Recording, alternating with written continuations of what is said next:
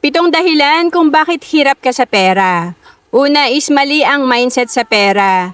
Importante mag-start tayo sa financial education para naintindihan natin ang kahalagahan na may ipon tayo, meron tayong investment at nakakapaghanda tayo para sa ating future.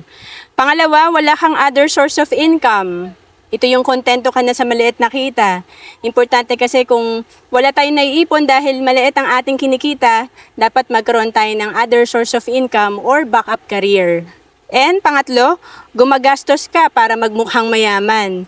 Nai-influence kasi tayo ng mga nakikita natin sa social media, kaya kapag may nakita kang binili ng kaibigan mo, bibili ka rin. O kaya naman nag-travel yung classmate mo, magta-travel ka rin. And pang-apat, walang disiplina sa pera. Para tayo ay maging consistent sa pag-iipon, importante magkaroon tayo ng disiplina sa paghawak ng pera. Ito yung alam mo kung ano lang yung pangangailangan mo, nakafocus ka dito para makaipon ka at saka kabibili ng mga wants mo. And panglima, hindi mo maiwan ang bisyo at utang. Ang mga bisyo kasi syempre napapagastos lang tayo dito at nagkakasakit pa tayo at nai-stress.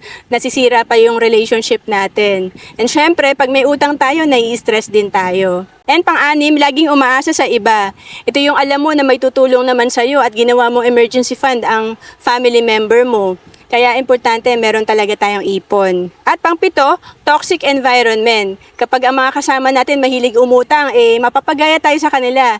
At kapag sila ay spender din tayo. Kaya sumama tayo sa mga mahilig mag-ipon at may pangarap sa buhay. And to know more about savings and investment, message mo na ako sa Facebook, Roan Salis Capistrano, or email me at roan.capistrano@gmail.com.